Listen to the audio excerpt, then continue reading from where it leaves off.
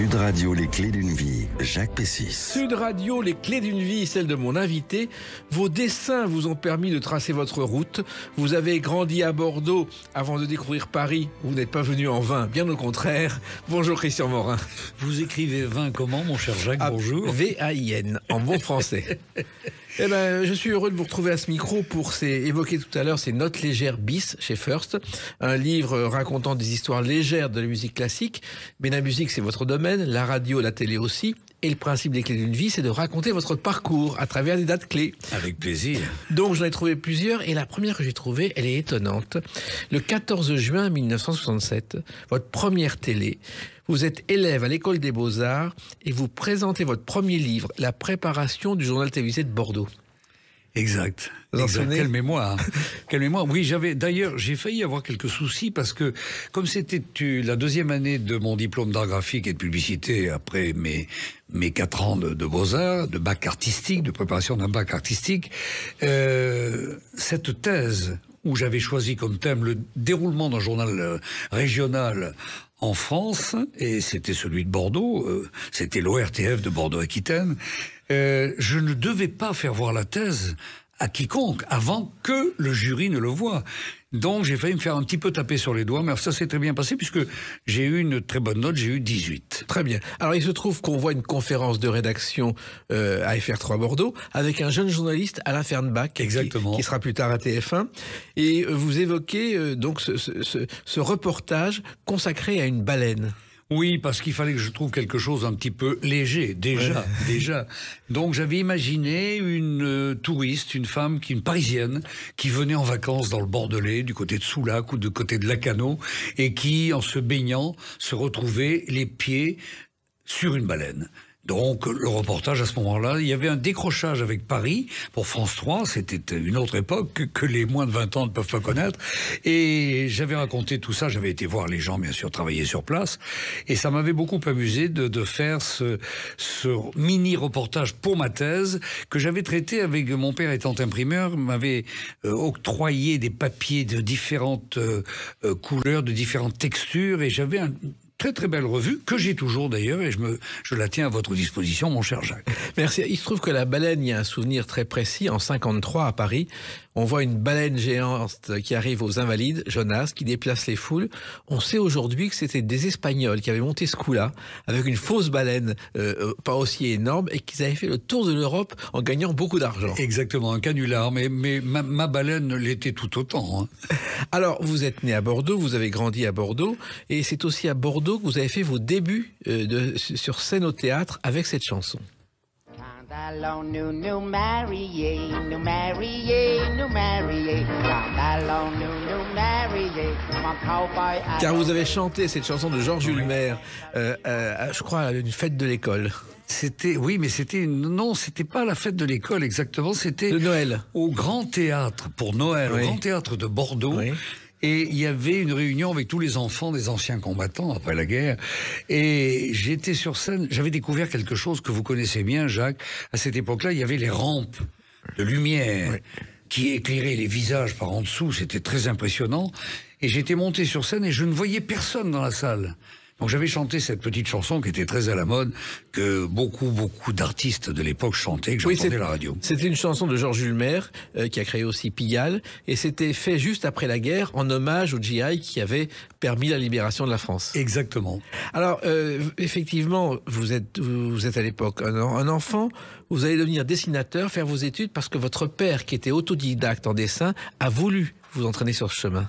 C'est lui qui a tout déclenché finalement. Il y a une chose très curieuse qui m'a énormément ému après la disparition de mon père en 1970. Bien après, quand je suis entré dans une radio concurrente et néanmoins amie à Europe 1 en 72, j'ai découvert les résultats que mon père avait reçu après des tests qu'il m'avait fait passer à la sécurité sociale à l'époque. Des tests psychotechniques où il y avait 80% de réponses favorables aux arts, musique, littérature, théâtre, comédie, etc., etc. Et il y a une chose qui m'avait profondément frappé. Il y avait un petit alinéa qui disait Christian pourrait être doué pour la profession de speaker. Ce qui fait que ce mot est resté. Quand je suis arrivé à Europe, j'ai dit, est-ce que vous avez des stages pour devenir speaker? On m'a dit, mais on ne dit plus speaker, on dit meneur de jeu, animateur, etc., etc. Et mon père a tiré les ficelles. J'avais quelques dons pour le dessin. Il m'a fait suivre d'abord des cours du soir pendant 3 ans, dès l'âge de 14 ans aux Beaux-Arts.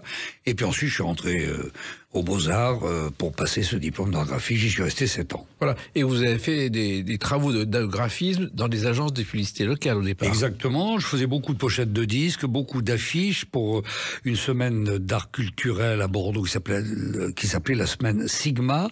J'ai fait des affiches pour Miles Davis, pour Duke Ellington. J'ai monté des festivals de jazz, évidemment. J'avais monté un quartet de jazz.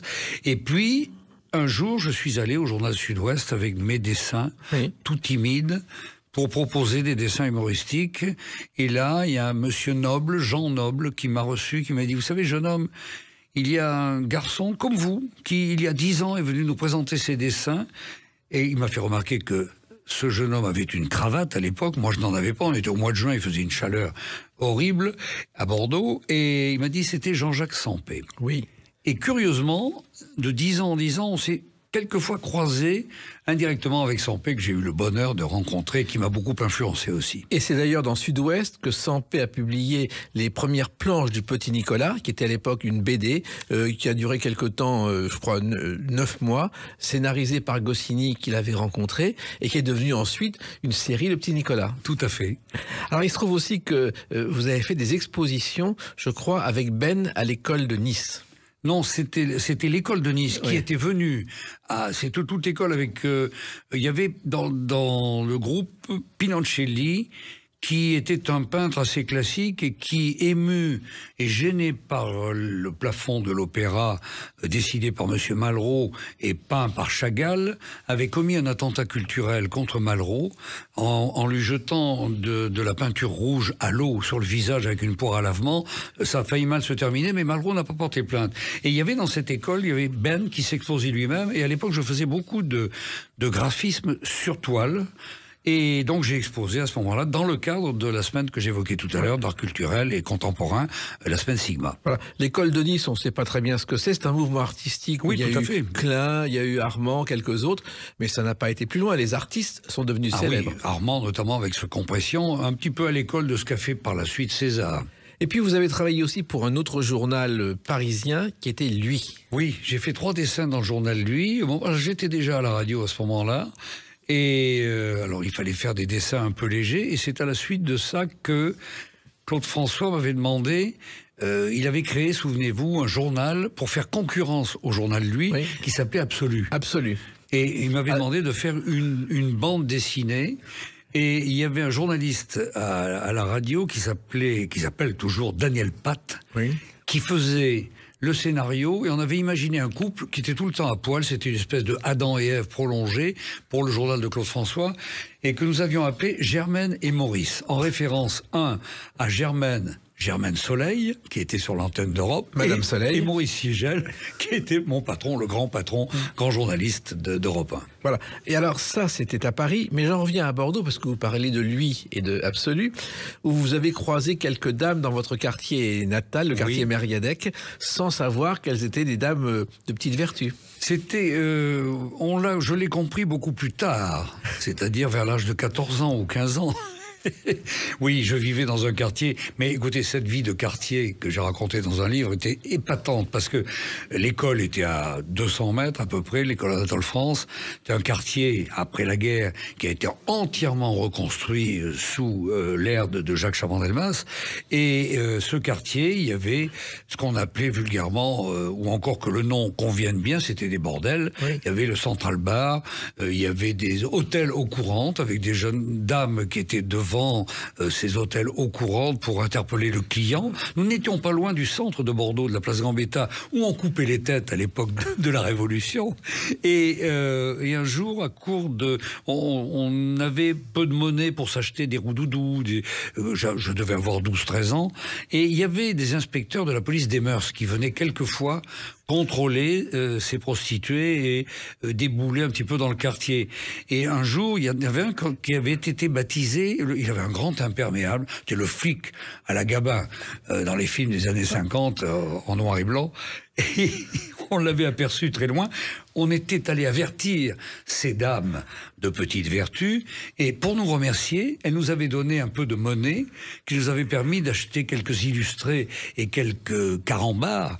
Et un jour, à court d'argent, on est allé mentir, on a dit attention, il y a le grand blond qui débarque. Elles nous ont donné un peu de monnaie, il n'est jamais passé, elles ne l'ont jamais su, et nous n'avons jamais rien dit. C'est là votre vertu, si j'ose dire. Voilà. Et puis il y avait aussi les promenades à vélo jusqu'au Pilat. Le Pilat.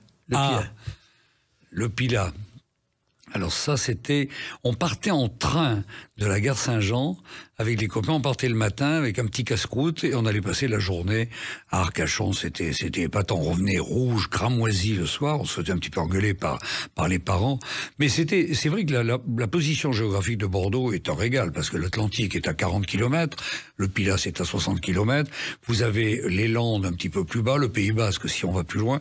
Enfin, je défendrai toujours l'Aquitaine, mon Aquitaine. Et pour aller dans votre sens, il faut savoir que la plage de la dune du Pilat est aujourd'hui la plage la plus populaire sur Instagram, la plus visitée. Exactement, oui. Je sais pas, est-ce qu'elle a, vous pourriez peut-être me le dire, Jacques, est-ce qu'elle a réduit un petit peu de sa taille, de sa hauteur, non? Apparemment, oui, mais on n'en est pas certain. Et puis, de toute façon, dans la mesure de ce genre de choses, il faut garder le maximum pour ne pas finir sur le sable. Bravo. Alors, autre date, le 14 août 1969, très importante dans votre carrière. On en parle dans quelques instants sur Sud Radio avec Christian Morin. Sud Radio, les clés d'une vie, Jacques Pessis. Les clés d'une vie, mon invité Christian Morin. Nous parlerons tout à l'heure de ces notes légères bis chez First Edition, un livre qui va devenir un classique si j'ose dire. On revient à une date importante pour vous. Le 14 août 1969, c'est le jour où vous organisez et présentez le 2e festival de jazz d'Andernos. Tout à fait. Alors là, la création, c'est un travail d'équipe, si j'ose dire, puisque j'avais fondé, je l'évoquais tout à l'heure, un quartet de jazz. Peu de temps après avoir commencé à apprendre la clarinette, j'avais écouté du jazz, ça m'avait beaucoup plu. J'allais à des réunions dans les caves du Hot Club de France à Bordeaux, et j'avais monté ce quartet. Et l'été, on était tous étudiants, donc pour se faire un petit peu d'argent, on jouait sur le bassin d'Arcachon, mais à Andernos, face à la dune du Pilat que vous évoquiez tout à l'heure, Jacques. Et à Andernos, le patron, Guy Perruchot, nous dit un jour, et si on montait un festival ? Pourquoi pas? Alors, on va contacter la mairie, etc. On monte ce festival, et le premier festival a eu lieu, qui existe d'ailleurs toujours. J'ai été invité pour les 40 ans, et c'est un festival qui marchait très très bien. On jouait déjà avec quelques musiciens américains dans le club qui s'appelait le Neptune, mais là, ça a été un premier festival sous chapiteau au début, d'abord en plein air, mais on a moins pris de risques. N'organisez jamais un festival après le 15 août. Au moment du changement de la pleine lune, il peut y avoir quelques pluies, quelques orages, c'est dangereux. Mais ce sont des souvenirs merveilleux. Là, il y avait, pour la 2e édition, vous avez construit un théâtre de verdure. Exactement. Et il y avait dans le programme Maxime Saury, les haricots rouges, Stéphane Grappelli. Et on a oublié qu'il a commencé au piano à la radio, à Radio Cité, en 1933. Il remplaçait Johnny S., le complice de Charles Trenet, dans l'émission Le Rendez-vous des enfants terribles. C'était les débuts de Grappelli. Exactement. Mais avec Grappelli, j'ai une petite anecdote qui m'est arrivée. Il avait plu. Et on était en train de répéter, on avait mis une bâche pour protéger le sol de la scène. Et à un moment, Stéphane me dit « Christian, faites-moi passer mon ampli pour le violon. » Et j'attrape l'ampli et j'ai les pieds humides. J'ai pris une décharge électrique et Stéphane, qui était un homme délicieux, me dit « Mais c'est de ma faute, oh là là, écoutez, qu'est-ce que je peux faire, etc. » Je lui ai dit « Vous n'avez qu'à jouer. » C'était un homme merveilleux. Extraordinaire. Merveilleux. Il y a eu aussi à ce festival une chose étonnante, je crois, Christian Morin, c'est une messe en jazz le 15 août. Tout à fait. On avait fait ça en accord avec la mairie et le clergé et le curé d'Andernos. On avait fait une messe en jazz, mais j'en avais déjà présenté une. La première messe en jazz en France, j'ai eu l'honneur de jouer pour cette messe en jazz, c'était à Périgueux. À Saint-Fond de Périgueux, pour le mariage du président du Hot Club de Périgueux. Et l'abbé Bellémé, le maître de chapelle de Périgueux, qui jouait du bac à l'orgue, qui était un homme extraordinaire, était en bisbille avec l'archevêque de région, Monseigneur Louis, qui disait non, mais du jazz dans une église, vous n'y pensez pas. Là, on était en 64-65, c'était pas tellement accepté. Et donc, on ne pouvait jouer que des morceaux assez lents. Parce qu'il y avait une espèce de résonance. Saint-Front, à Périgueux, est construit un petit peu sur le style de Sainte-Sophie, et la réverbération de chaque note est double de sa valeur. Donc il fallait jouer des morceaux lents, avec trompette, clarinette, orgue et contrebasse, et on ne le savait pas, mais l'archevêque était venu assister à la messe, et à la fin, il a accepté de reconnaître que ça s'était bien passé, il nous a reçus avec les félicitations, et l'abbé Bellémé s'était réjoui de cette messe en jazz. Alors, la clarinette, Christian Morin, ça a commencé par un professeur de musique qui était pas loin de chez vous. Oui, et c'est-à-dire que c'était le père d'un copain qui était à l'école avec moi, et je dis à mon copain, parce qu'il faut dire quand même, je vais faire un aveu, Jacques, je sais pas comment c'était pour vous, dans certaines matières, j'avais des matières où c'était très très faible me concernant. L'algèbre, la géométrie, comme je dessinais un peu pour les figures, ça allait pas trop mal, mais l'algèbre, A facteur 2, B au carré plus C au carré, fermé la barre, alors là, que dalle. Et il y avait d'autres matières, la physique, la chimie, je me demandais à quoi ça servait, où ça pourrait servir.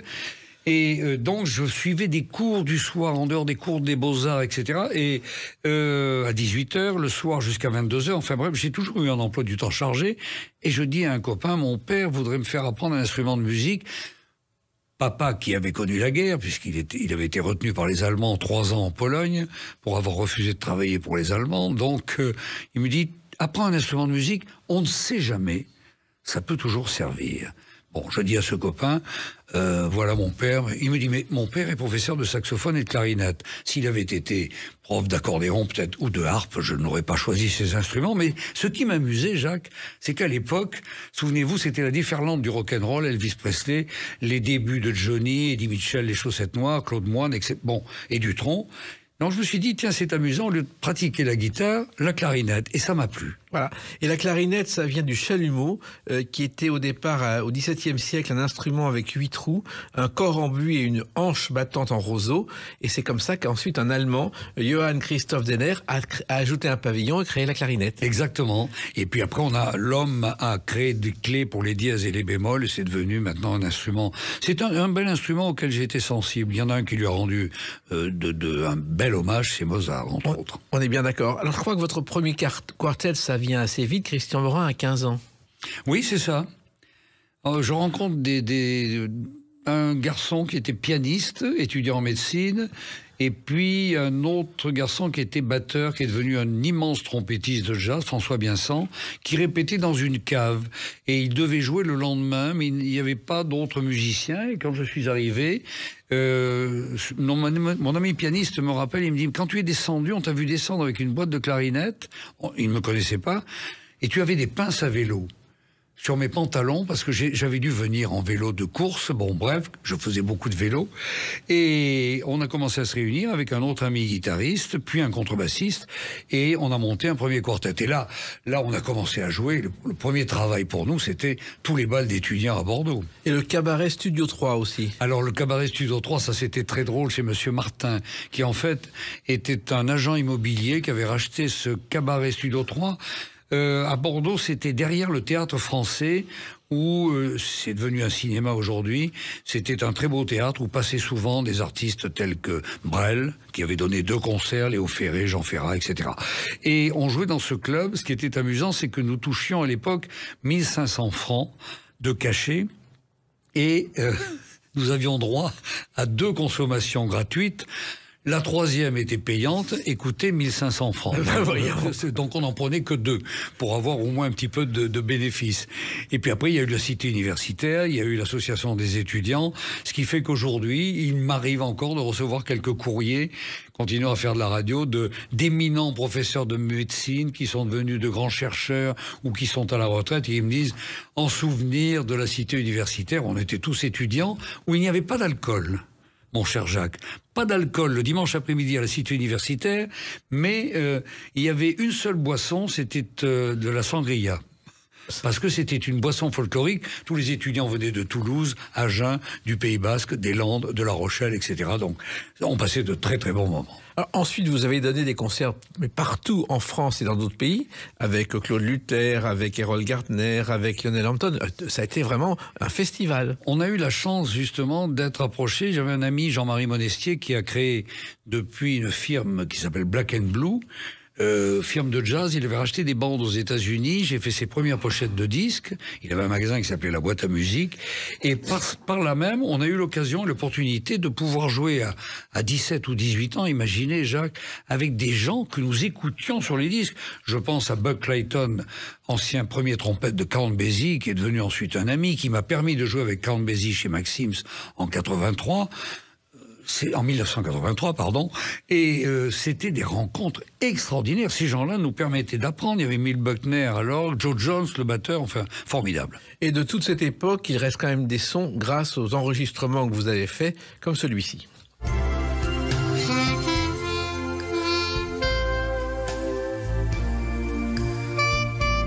What a Wonderful World par Christian Morin et son quartet. Alors ça, c'est un peu moins jazzy que ce que j'ai pu faire, mais c'est une aventure qui m'est arrivée, qui a été formidable. Je savais qu'il y avait un mouvement aux États-Unis dans les années 90, avec mon ami Alain Morisot, avec qui j'ai beaucoup travaillé à la télévision suisse, et qui est musicien. Et il y avait un mouvement qu'on appelait le easy listening, musique on plaquait un instrument avec des cordes derrière. Piano, c'était très simple. Alors, il y a des musiciens de jazz qui vous le reprochaient parce que c'était une musique simple à faire. C'est comme ce qu'on avait reproché à Stan Getz quand il s'est mis à faire de la bossa nova. Lui, éminent saxophoniste ténor formidable. Et les albums ont très très bien marché puisque le premier album est sorti à 400 000 exemplaires. Il y avait une clientèle qui aimait ça. Et je me souviens, faites attention aux journalistes, je m'adresse à ceux qui nous écoutent, parce que il y a un journaliste qui m'avait dit 400 000 albums, mais c'est formidable. Vous avez vendu plus que Vanessa Paradis. Et je m'étais permis de lui dire, en plaisantant, je suis la Vanessa Paradis de la clarinette. Et c'est devenu le titre de l'article. Oui. Ça m'avait un peu gêné. Mais oui, j'aime beaucoup Vanessa Paradis. Très bonne comédienne. Pour l'histoire, Wonderful World, c'est en fait le dernier succès de Louis Armstrong, tout à fait, qui évoquait son bonheur de vivre chez lui, et il s'est vendu à 1 million d'exemplaires également. Mais vous savez, What a Wonderful World, par les temps qui courent, on pourrait transformer ce titre en disant un monde au poil. Ce que j'espère, ce qui va se dessiner peut-être dans le futur, sait-on jamais. Espérons. En attendant, on va évoquer une autre date, le 7 septembre 1987. À tout de suite sur Sud Radio avec Christian Morin. Sud Radio, les clés d'une vie, Jacques Pessis. Sud Radio, les clés d'une vie, mon invité Christian Morin. Le livre Notes légères bis chez First Edition, on en parle dans quelques instants.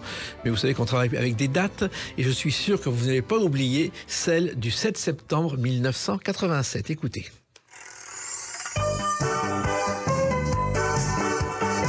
Vous arrivez ce jour-là sur TF1 pour remplacer Michel Robe, c'est la roue de la fortune. Alors, quelle aventure formidable, parce que on m'avait contacté, TF1, Dominique Cancien et Christian Dutoit m'ont appelé. Christian Dutoit m'a téléphoné. J'étais en Espagne, il cherchait à me joindre, mais il n'y avait pas les portables à l'époque. Donc pour envoyer, il fallait laisser un télégramme dans un bureau de poste où j'étais en Espagne. Enfin bon, c'était compliqué. Et en revenant à Paris, je reçois un coup de téléphone à 2h ou 2h30 du matin. Christian Dutoit, je te réveille? Non, non. Et alors, qu'est-ce qui se passe? Il me dit, est-ce que tu es disponible demain? Il faut absolument que je te voie avec Dominique Cancien. Michel Robe, donc, était parti travailler sur la 5 avec Marie-France Brière, une autre des grandes papesses des variétés en télévision. Et on me dit, voilà, il y a un jeu qui va s'installer à 19h30 sur TF1. On voudrait que ce soit toi qui le présente. Donc j'ai demandé à voir la cassette que j'ai vue une dizaine de fois pour comprendre comment ça marchait et pourquoi il y avait ce succès aux États-Unis. Et j'ai compris que la vedette de ce jeu, c'était pas le présentateur ou la présentatrice, Annie Pujol en l'occurrence, c'était la roue de la fortune. Alors vous parlez du 7, Le 9, 2 jours après, le mercredi, commençait un autre camarade, à vous, mon cher Jacques, et à moi, c'est Jean-Pierre Foucault avec Sacrée Soirée la même semaine. Voilà. Il se trouve que ce jeu donc est né aux États-Unis en 75, La Roue de la Fortune, et il a établi le record de longévité d'un jeu aux États-Unis en 2009, et il y a exactement 65 adaptations internationales. Exactement. Alors, on avait l'adaptation la plus proche de celle des États-Unis, où nous avons été reçus d'ailleurs avec Annie Pujol, par Pat Sajak et Vanna White. Et aux États-Unis, c'était intéressant de voir le même décor pratiquement, mais c'est un jeu qui est extraordinaire. C'est Merv Griffin, qui était un producteur américain. Pour le comparer, c'était une espèce de Guy Lux américain, qui avait eu cette idée. Il travaillait aussi pour Globo au Brésil. Il vendait des différentes émissions de variété. Et il avait eu cette idée de ce produit, mais qui rapportait énormément d'argent. Pourquoi? Parce que aux États-Unis, vous aviez La Roue de la Fortune qui passait sur le département de l'Indiana, mais sur un autre département, l'État de New York, la Californie. Et à chaque fois, eh bien, les droits mécaniques et les droits de publicité n'étaient pas les mêmes. Donc, ça engrangeait beaucoup, beaucoup d'argent. C'est un jeu qui existe toujours, d'ailleurs, aux États-Unis aujourd'hui. Oui, et dans la mythologie antique, on l'oublie, la roue que la déesse Fortune tourne pour fixer le sort de chaque être humain, ça les fait passer, selon les circonstances, de la chance à la malchance. Exactement. Et donc, c'est d'ailleurs cette roue de la fortune qui est à l'origine de l'expression « la roue tourne ». Exactement. Alors, ça a changé votre vie, finalement, cette émission. Mais oui, parce que on apparaît. Alors, j'avais commencé à faire de la télévision déjà à TF1. En 75, j'avais commencé sur France 3. Et puis, Pierre Bellemare m'avait demandé de le remplacer dans les paris de TF1, déjà à 19h30 avec Georges Folgoas. Et puis là, TF1 devenait surtout privé, une chaîne privée. Donc, c'est Hervé Bourges, d'ailleurs, il faut le rappeler, qui avait eu l'idée, avec Marie-France Brière, d'amener ce jeu américain sur le département de TF1. Et quand j'ai eu à présenter ce jeu, alors là aussi, mais vous connaissez le milieu de la télévision et ce que vous disent les gens, mon cher Jacques, vous êtes bien placé. On me disait, mon ami Jacques Chancel me disait, Christian, tu fais du jazz, tu fais du dessin humoristique, tu fais de la radio, tu crois pour ton image un jeu à 19h30. Bon, les mêmes 3 mois après, parce que ça marche bien, forcément. L'exposition était extraordinaire.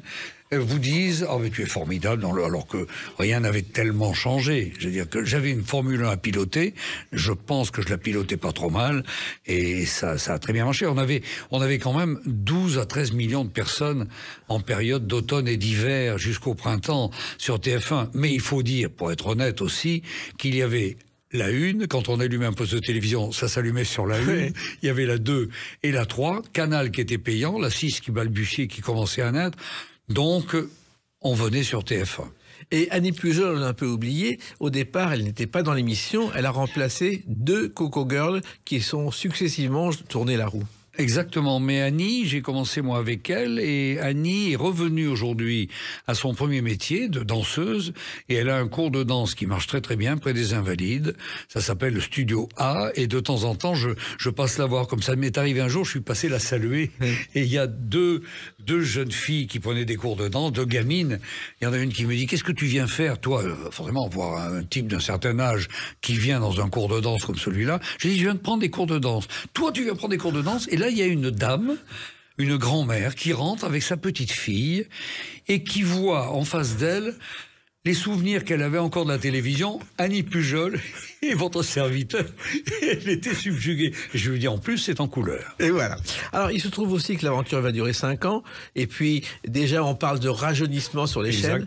Et vous en êtes la victime. Oui, alors parce que De Chavannes avait proposé de venir sur ce créneau pour proposer son émission Coucou c'est nous, et j'avais dit à Étienne Moujotte, je dis, à mon avis, La Roue de la Fortune, ne la déplacez pas vers midi, placez-la à 18h30 avant l'arrivée de Chavannes. Je pense que ça aurait servi de rampe de lancement. Non, ils ont déplacé le jeu, et puis... mais après, moi, je suis parti... j'ai arrêté en 92, ça a duré 5 ans, vous avez raison, parce que il fallait surtout... C'était pour des raisons publicitaires, il fallait rajeunir la clientèle. Donc, je devais représenter une clientèle qui commençait à être un peu vieillissante, cette fameuse ménagère de 50 ans. Quand je regarde des ménagères de 50 ans aujourd'hui, je dois dire que certaines sont magnifiques. J'aimerais bien aider certaines de ces jeunes ménagères à faire le ménage. On est bien d'accord. Alors, il se trouve aussi que vos débuts à la télévision, Christian Morin, moi j'ai retrouvé Altitude 1000, qui est une Altitude 10 000. 10 000, Ah tout oui, augmente. c'est l'inflation, mais quand même. Ouais. Et c'était Alain Jérôme qui a été le maître du dossier de l'écran, entre autres, et qui a même joué dans Papy de la Résistance, qui avait créé ce jeu, qui vous l'a proposé. Ce sont vos débuts de présentateur. Exactement, mais vous vous souvenez, parce que vous faisiez vos débuts, je crois, sur une autre chaîne, c'est France 3 aussi, oui. Sur laquelle vous avez commencé, puisqu'avec Michel Lafon, avec qui nous sommes amis tous les deux, on regardait certaines de vos émissions, parce que je balbutiais un petit peu, mais ce qui s'était passé, Pierre Bonte, qui était dans la station de radio où j'étais à l'époque, m'avait dit, écoute, je crois qu'à France 3, qui était rue François 1er, ils cherchent des animateurs pour un nouveau jeu. Et je prends contact, je vais à ce rendez-vous, et 2 animateurs passent avant moi, et là j'étais liquéfié, je me dis, c'est pas possible, je vais pas y arriver. Il y avait André Torrent et Gérard Rolls. Ils passent avant moi, je revenais des États-Unis, où j'avais fait un séjour assez rapide, où j'avais été assez ébloui par la télévision américaine. Je me plante à un moment dans la présentation de ce jeu, je me récupère en faisant rire un peu le plateau et les cadreurs qui étaient là, et à la fin, Alain Jérôme me dit, est-ce que vous êtes libre à déjeuner? Et c'est là qu'il m'a proposé de commencer. Alors le jeu était très intelligent, parce que on survolait la France, Alain avait récupéré des milliers de kilomètres de vues sur les villes de France et de Navarre, il fallait reconnaître les villes, plus haut on les reconnaissait, plus on gagnait de points transformables en kilomètres avion Air France, et plus on se rapprochait du sol, plus on donnait de renseignements historiques avec 2 individus, et non des moindres que j'ai rencontrés à ce moment-là. Imaginez, j'étais tout jeune et je tombe sur Alain Decaux et André Castelot. Le rêve, et on est devenus amis par la suite. Et ils ont commencé la télévision alors qu'ils ne voulaient pas en faire, parce qu'ils espéraient que ça leur ferait vendre plus de livres en 1954. Exact, c'est vrai. Alors il se trouve que vous avez fait aussi une émission qu'on imagine mal aujourd'hui à la télévision, parce que les réseaux sociaux se déchaîneraient, c'est Histoire d'en rire, Christian Morin. Histoire d'en rire, oui. Alors Histoire d'en rire, c'était avec Jean-Pierre Alessandri, ou Alessandrini, qui était le producteur, c'est ça, je crois, et qui... alors on recevait... 2 invités, alors les premiers, là aussi, très émus, j'avais Jacques Martin et Philippe Bouvard, que vous connaissez bien. Et chacun choisissait soit des extraits de films qu'ils avaient fait rire, soit raconter des blagues, etc., etc. Et la concurrence, les gens votaient par téléphone, et donc il y avait une équivalence pour savoir qui allait gagner ce mini-concours autour du rire.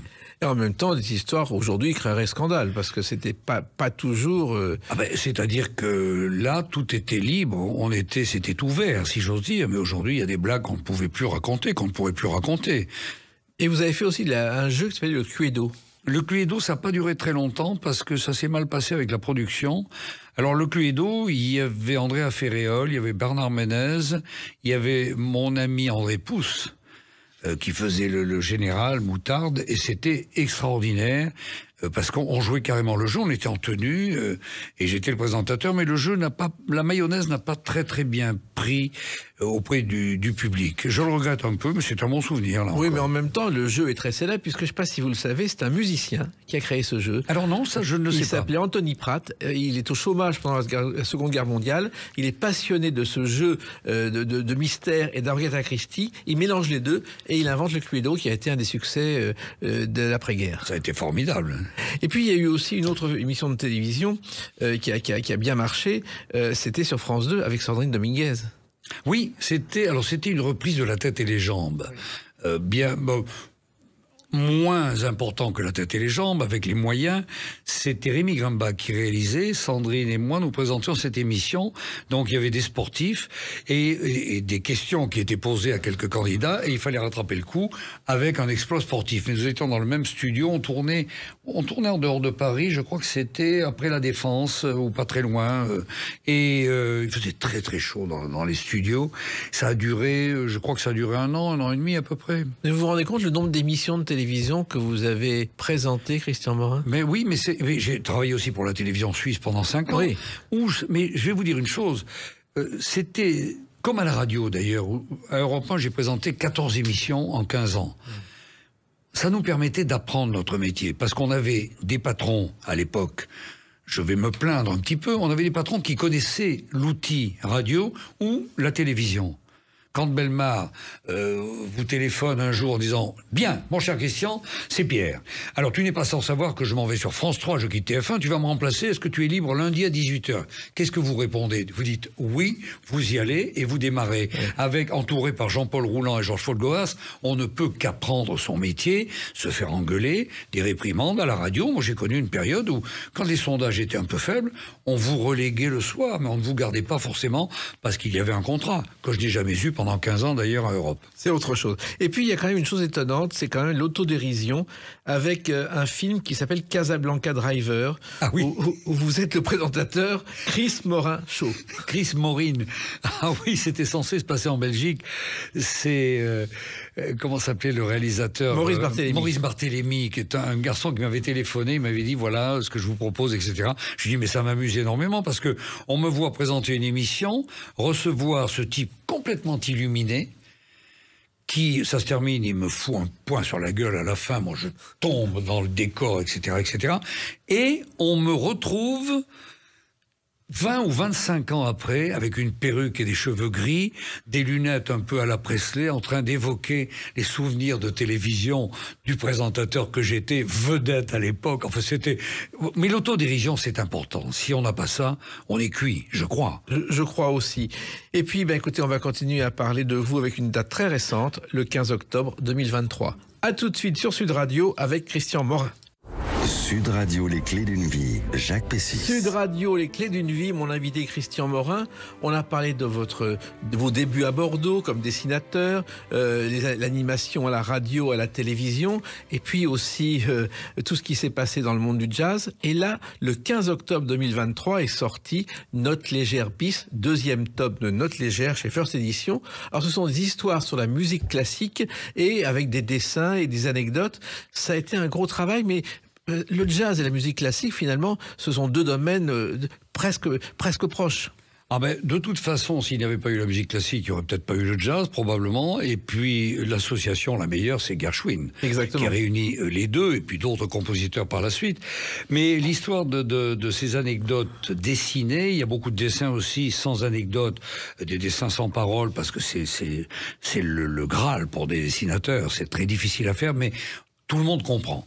Et l'histoire est venue d'une rédactrice en chef de journal Notre Temps, une revue, un magazine pour lequel je travaille depuis 8 ans, qui m'avait demandé de faire des critiques sur les disques. Je lui avais dit, par rapport à une invitée que vous avez reçue, je crois, il y a peu, Jacques, Ève Ruggieri, je lui avais dit, mais je ne suis pas Ève Ruggieri, je ne suis pas un grand spécialiste de la musique. Faire des critiques de disques, ce serait un petit peu gonflé de ma part. Donc je lui dis, et j'avais un carton à dessin parce que je portais à ce moment-là des maquettes pour la maison Sony, pour des pochettes de disques sur le classique j'aime pas mais ça j'aime bien, 10 ans après Sampé d'ailleurs. Et elle me dit mais vous dessinez? Je lui dis oui, j'ai fait les Beaux-Arts. Ah mais mon grand-père a fait les Beaux-Arts, ma mère a fait les Beaux-Arts. J'ai une idée, appelez-moi à 17h. Je la rappelle à 17h, elle me dit vous racontez des anecdotes pendant votre émission sur Radio Classique. Pourquoi ne pas les raconter dans le journal avec un dessin? Ah ben je lui dis alors écoutez, là, banco. C'est parti de là, il y a eu le premier opus et le deuxième qui vient de sortir parce qu'il y a beaucoup d'anecdotes légères dans la musique classique. Il y a les vacheries aussi entre musiciens, on peut en reparler. Voilà. Alors, il se trouve que pour beaucoup de gens, la musique classique sont des gens très sérieux, en smoking, le visage grave, il n'y a qu'à voir des concerts symphoniques. C'est pas du tout ça, Christian Morin. C'est pas, en tous les cas, je dirais que ça n'est pas que ça. Je me rends compte que dans la musique classique, comme ailleurs, comme dans le cinéma, comme dans la danse, comme dans la radio ou la télévision que nous connaissons, il y a l'être humain qui est toujours pareil, jaloux. Quelqu'un a du succès de plus que vous, on va sortir des vacheries pour lui savonner un petit peu la planche. Eh bien, en musique, c'est un peu pareil. Je prends un exemple qui est évoqué dans le livre. Vous avez un monsieur comme Claude Debussy, immense compositeur, formidable de l'époque de Ravel, ces gens qui font des musiques d'image. Et Claude Debussy signait des critiques en se faisant appeler Monsieur Croche. Et il démolissait quelques-uns de ses coreligionnaires parce que il était un petit peu dur. Et quand on était un peu léger avec lui, il n'aimait pas. Je prends un exemple. Il a composé La mer de l'aube jusqu'à midi. Et Éric Satie était venu voir le concert et lui avait envoyé un courrier. Ils étaient très amis en plus. Il lui avait envoyé un courrier en disant « Mon cher Claude, j'ai beaucoup aimé le passage entre 9h30 et 9h45. » Claude Debussy lui a fait la gueule pendant 3 semaines. Voilà. Voilà le genre de rapport qui existe aussi entre les musiciens. Et je me souviens de Charles Trenet racontant un jour une anecdote dans un concert classique. Le présentateur dit « Et voici la mer, ah, fait le présentateur, de Debussy, oh, fait le public. » Ça correspond à ça. Alors, ces anecdotes, il faut les trouver, Christian Morin. C'est un travail de recherche, comme je le fais déjà pour les dessins chaque mois pour cette revue.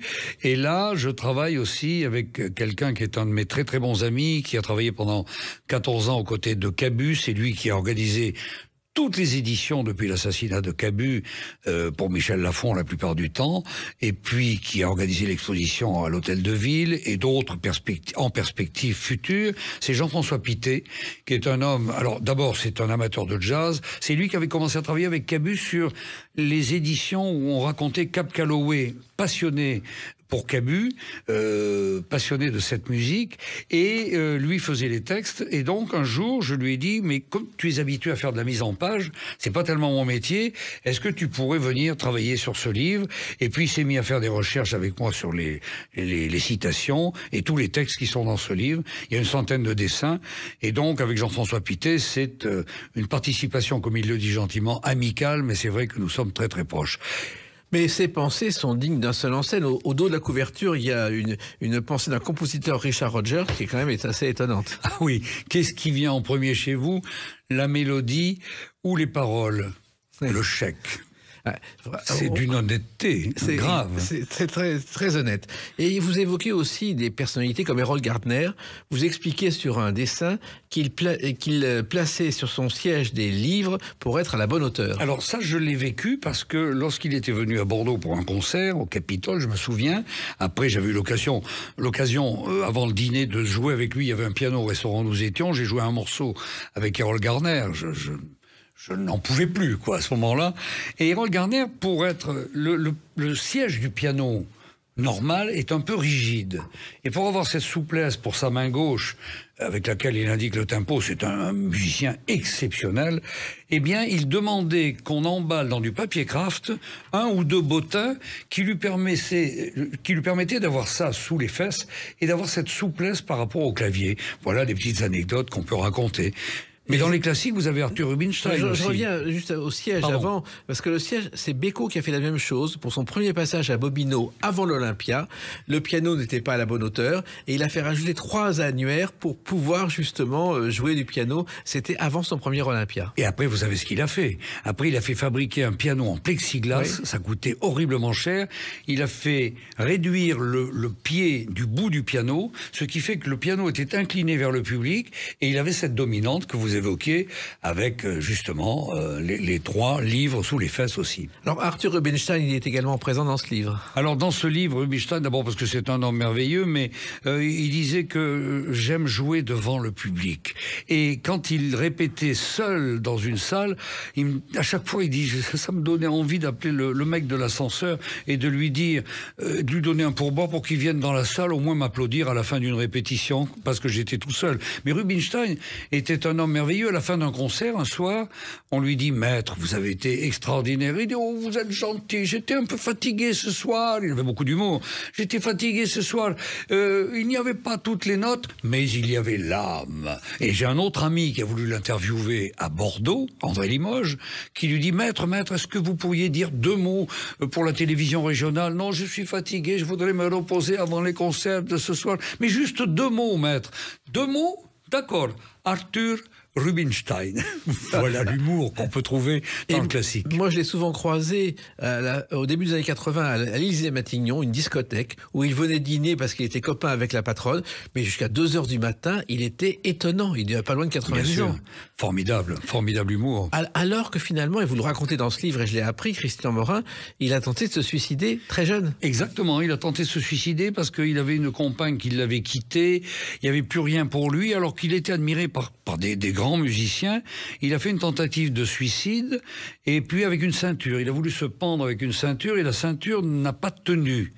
Donc il s'est retrouvé au sol, non étranglé et vivant, et là il a dit c'est une renaissance, et là la vie est repartie pour lui, et je crois que ça lui a servi de piédestal pour le restant de ses jours. Et puis il y a deux musiciens totalement antinomiques que vous évoquez dans ce livre, c'est Jimi Hendrix et Handel, Christian Morin. Ah oui, parce que quand vous allez dans une rue à Londres, ils ont vécu à des époques différentes, bien sûr. L'un, Handel, a écrit pratiquement tous ses oratorios et une grande partie de son œuvre dans cette maison. C'est Book Street, je crois, il faut que je retrouve là. Oui, c'est ça. Hein. C'est au 20. Alors, lui a habité au 25, je crois, et au 23 habitait Jimi Hendrix.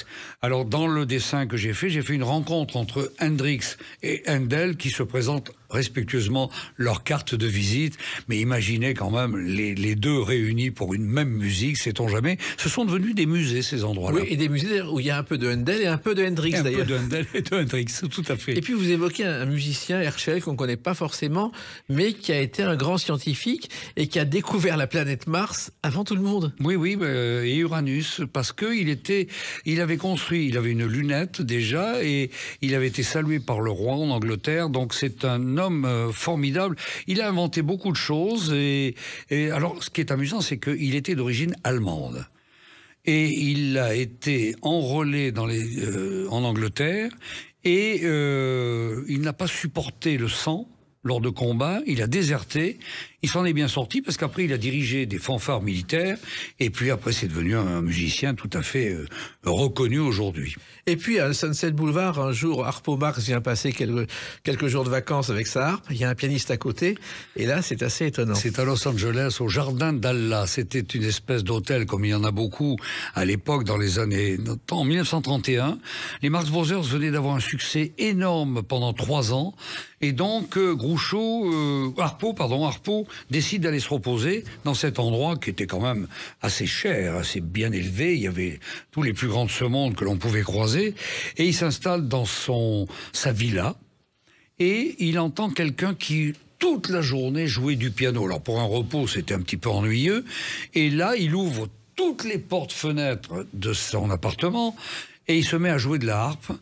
En jouait un thème de Rachmaninoff, je crois que c'était le prélude numéro 9 de Rachmaninoff, et il commence à jouer les 4 premières mesures, et il remet ça, et puis un matin, il n'entend plus du tout de piano. Et il va voir à la réception, il dit qu'est-ce qui s'est-il passé? Le voisin n'était pas content parce que je faisais de la musique, mais lui me dérangeait avec son piano. Il dit non, c'était Monsieur Rachmaninoff, il n'a pas pu supporter la harpe et il est parti. C'est magnifique. Et puis on apprend une chose aussi, parmi toutes celles qu'on apprend, Christian Morin, c'est que dans la famille Bach, tout le monde portait le même prénom. Oui, alors ça c'est Johann Sébastien, c'est quand même étonnant. Même c'est une famille nombreuse, hein, les Bach. Bach quand même c'est quelque chose qui m'a toujours frappé. D'ailleurs, Jacques Loussier a fait connaître Jean-Sébastien Bach. On le lui a reproché, mais il avait jazzifié un peu la musique de Bach. Et je dois dire qu'aujourd'hui, Bach, ça swing. Demandez à Lucchini, si vous l'invitez, il vous dira ce qu'il en pense. Oui, il faut qu'il vienne, c'est une autre histoire. Je lui téléphonerai. Il y a une histoire d'ailleurs avec Bach et Mozart qui se retrouvent au paradis, je ne sais pas si vous la connaissez. On demande, le barman dit qu'est-ce que vous prenez? Bach dit je prends un baby, et Mozart un baby comme Bach. Exactement. C'est un classique. Référence aux Beatles.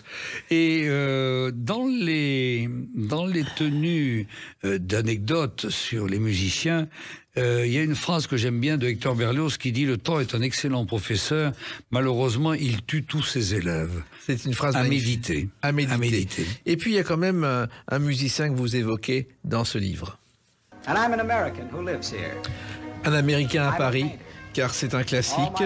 Et c'est né, je crois, par un musicien qui s'appelait Paul Whiteman, qui était, je ne sais pas si vous le savez, le roi de la radio dans les années 30. Il avait tellement d'argent qu'il avait 7 Cadillacs, une par jour. Exactement. Alors Paul Whiteman, chef d'orchestre blanc, avait donc son orchestre, et il téléphone à Gershwin, il lui dit « J'aimerais que vous me composiez un concerto pour mon orchestre ». Gershwin était débordé de travail, il avait 1 ou 2 comédies musicales qui étaient en route, il n'avait pas le temps. Et puis il reçoit un coup de téléphone à l'hôtel où il était avant de revenir à New York de son frère Ira, qui écrivait les paroles des comédies musicales avec George, et il lui dit est-ce que tu as travaillé sur le concerto pour Paul Whiteman? Il dit non, pas encore. Il dit tu devrais te dépêcher parce que le concert est annoncé pour le 24 février, on est au mois de janvier. Pour le 24 février à New York, le concert est déjà annoncé dans le journal. Dans le train, il a eu les idées de la musique. C'était la Rhapsody in Blue, en fait. C'était pas un American Perry, c'était la Rhapsody in Blue. Petite erreur.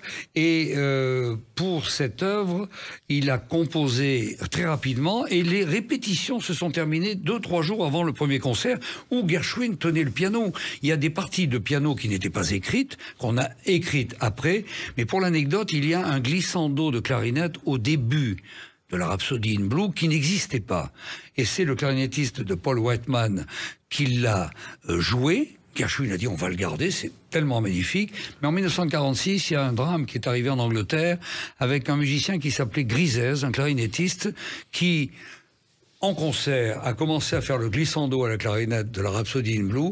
Il est tombé, crise cardiaque, il était mort. C'est pour ces raisons, Jacques, que je n'ai pas apporté ma clarinette et que, pour 1000 raisons que vous comprendrez, je me refuse à jouer cette introduction. Mais vous continuez à jouer avec votre quartet régulièrement. Tout à fait, régulièrement, oui. Et bien on ira vous voir un jour ou l'autre. Et en attendant, je recommande à celles et ceux qui nous écoutent et qui vont découvrir des anecdotes totalement inédites et très drôles, souvent dans ce Note légère bis chez First Edition. Continuez comme ça et vous allez devenir un classique, j'en suis sûr, Christian Morin. Merci beaucoup, Jacques. Les Clés d'une vie, c'est terminé pour aujourd'hui. On se retrouve bientôt. Restez fidèles à l'écoute de Sud Radio.